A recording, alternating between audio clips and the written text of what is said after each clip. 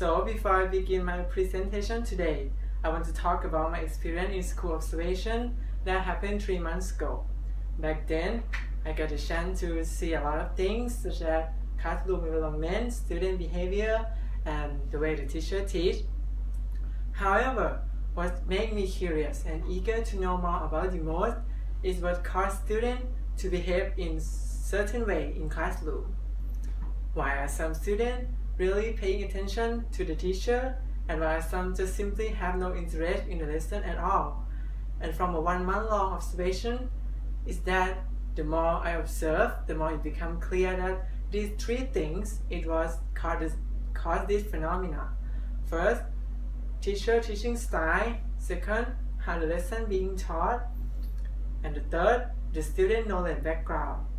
The thing is that students tend to get bored when they are learning something they don't understand, and sometimes this boredom is heavily accompanied by the passive learning, in which students just sit through the whole hour doing nothing but listening and taking notes. During the observation program, I had the chance to meet one teacher who inspired me the most about the dedication in being a teacher. He gave me a lot of useful advice and saying a lot of inspiring things.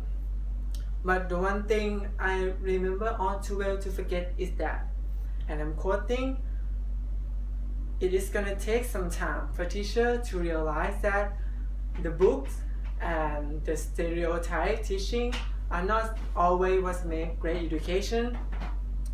In other words, this teacher was trying to say is that there are a lot of different ways for teachers to teach. So, about today's presentation, I, Jasda Pengbun, from the Faculty of Education, English major, is going to talk about one of the alternative teaching approach, namely project-based learning, and to what PBL actually is, why should it be used, what makes PBL, and how it can support English language learner. And to put it in the most simple way possible, the sole purpose of my presentation today is to convince people and make them believe that alternative teaching approach is a get-through for today's education.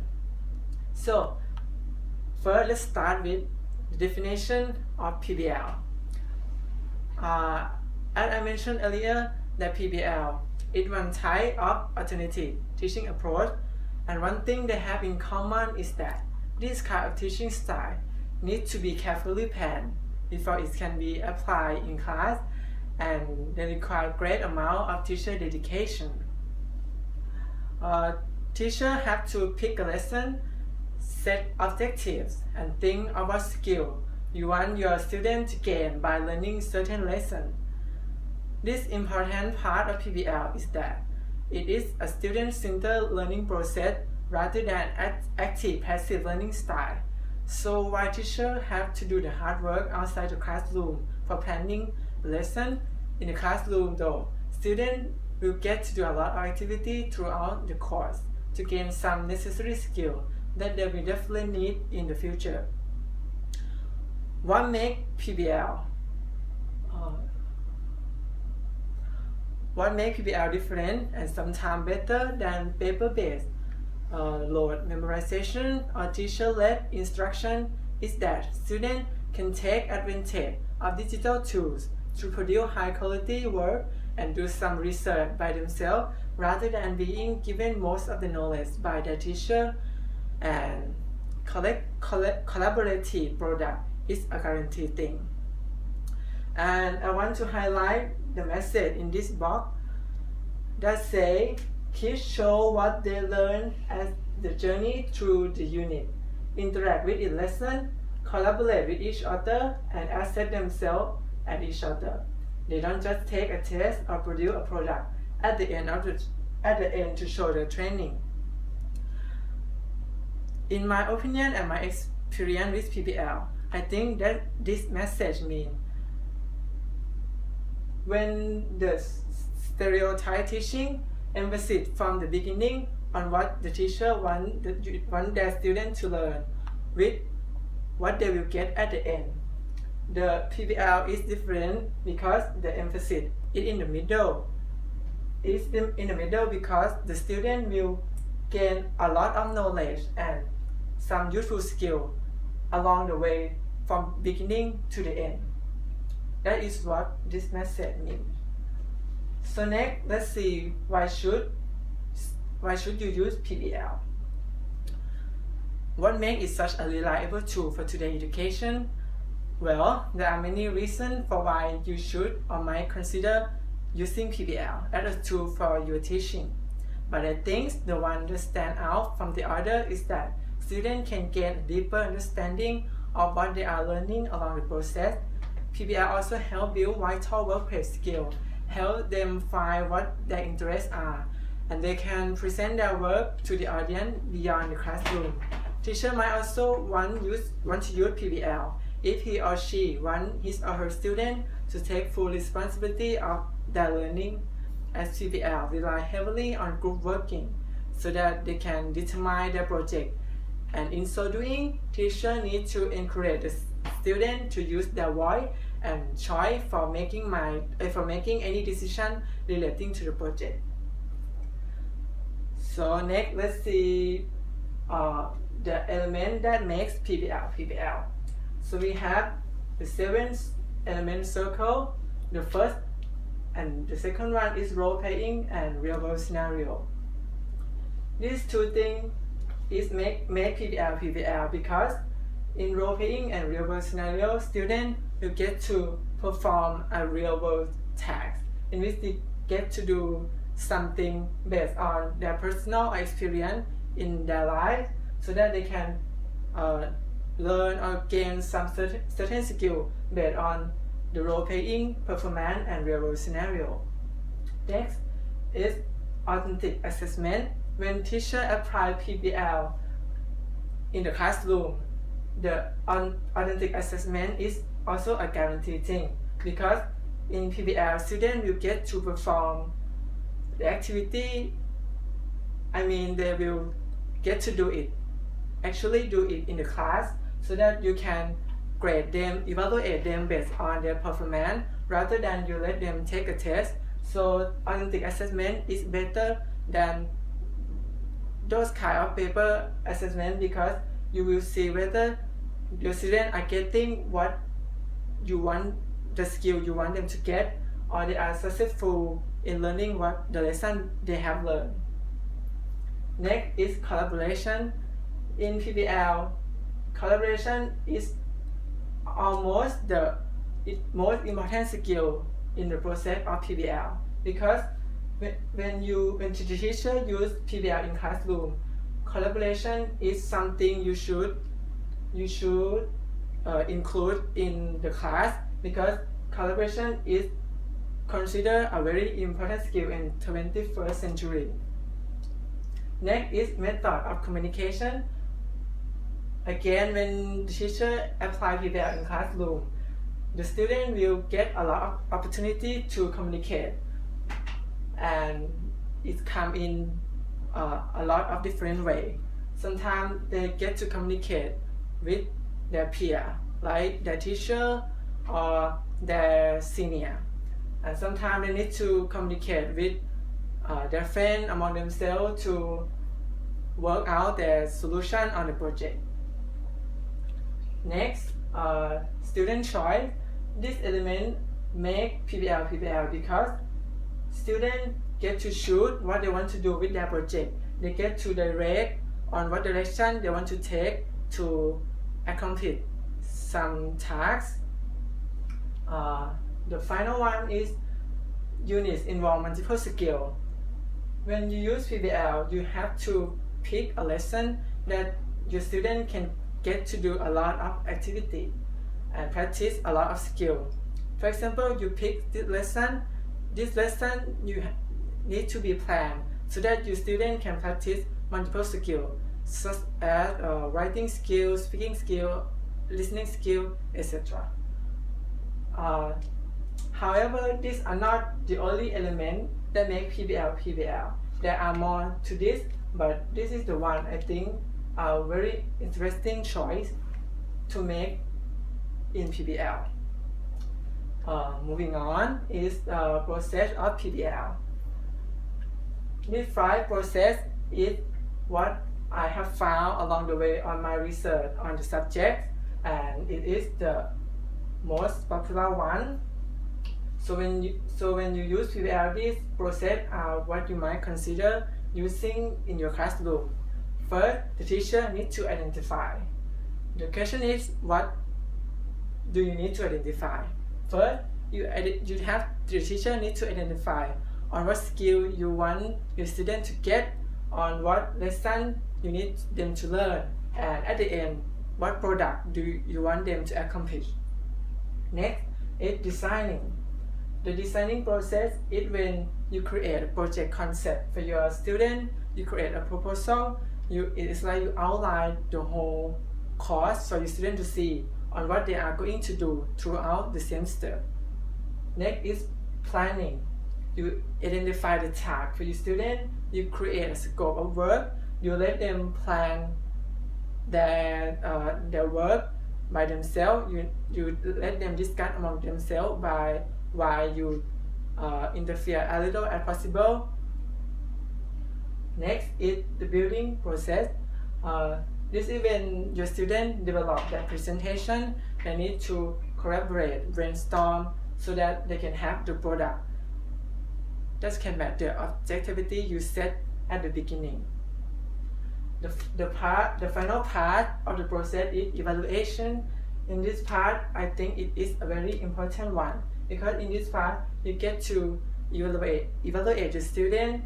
You can give them compliment if they are successful when they accomplish their work, but if there is a problem along the way, then you be honest with them and tell them that they need improvement. I think this part is kind of a psychological one, because if you support them, they can feel appreciated and they will have the force to do their job better next time. So next, let's see what are the advantages of PBL. First, the advantage of PBL is the student will get to learn what they need to know. But what makes it different from the old school learning style is that the learning process on what the student needs to know is in a more effective way. Next, the student will gain inquiry and innovation skill. In PBL, like I said earlier, the student will get to do a lot of the work by themselves. They get to do research, they get to develop their personal idea. So this is a very important skill that if they have this skill, it will be good for them and benefit them in the future. Next is 20th century skill. By using PBL, your students are guaranteed to get 20th century skill like collaboration, communication skill, and the list go on. And 20th century skill are what many saying that it is what students need to have to be able to survive in the future of the Thailand 4.0. Next of PBL advantage is student voice and choice. The PBL advantage is that you give the student opportunity, a chance to choose or take direction on their work. It is the advantage because your student get to do something that they interest, so that they can be fun when they are learning rather than sitting to the boring class. Next is driving question or challenge. When you use PBL in the classroom, you need to set a project for them, so that, and you need to tell them that this is what you have to do at the end of the course, so that you can be said, so that it can be said that you are successfully complete the course. So you set up like a goal or a task for them, and this will help challenge your student. Next is a publicly present product. When you use PBL, the product at the end of the class is a sure thing, because it is a common knowledge that when you use PBL, you need to have the project for your student for them to do. So they can see the improvement evolving throughout each class from class to class. Next is feedback and revision. What makes PBL great is that it opens the teacher opportunity to review their student work and give them feedback, or you tell them if there is something for them to improve.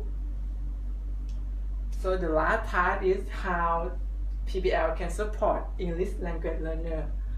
First, before you use PBL with English language learner, you need to think of this question. First, what skill will student need in terms of the language? Next, what vocabulary instruction might they need? Next, what sort of speaking and listening skill should we scaffold? What function of the language must be considered? These are the type of questions that teacher need to think and plan accordingly before apply PBL project with his or her student. Next, with PBL, the teacher can teach a lot of academic vocabulary. As you know that sometimes academic vocabulary is very important for the student, but sometimes this academic vocabulary is hard for the student to memorize or use in their work. So when you use PBL project, you can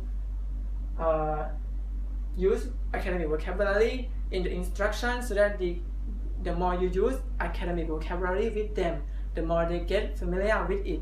And when they have a lot of academic word in their brain, then they can use and apply it in their future work.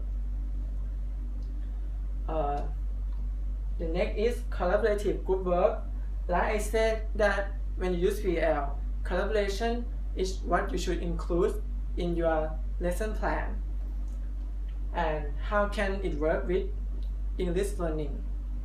Especially with Thai students, the problem is that Thai students are afraid to speak English with each other or speak it publicly because they are afraid of making some error along the way. So how can you fix that?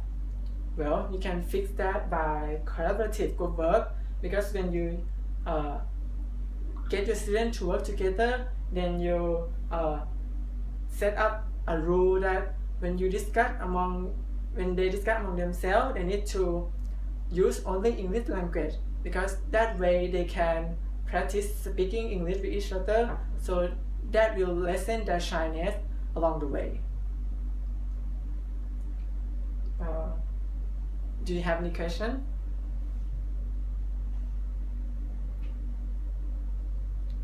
The question is, how do you think about PBL and Thai student? PBL and Thai student, I think PBL and Thai student would be a great thing if they are met with each other, because as you know that in Thailand, the most popular and familiar way of learning is that you sit and your teacher teach you in front of class, but sometimes it is not guaranteed that it is the most effective way of learning, because sometimes when the teacher teach in front of the class, you never really know whether your student understand what you are teaching. But when you use PBL, your student get to perform certain tasks, and this way you will get to see and witness with your own eye whether your student understand the lesson or they are getting some skill that you want them to get. Okay, thank you. Do you have any more questions? No. Okay, that would be all. Thank you very much. กี่นาที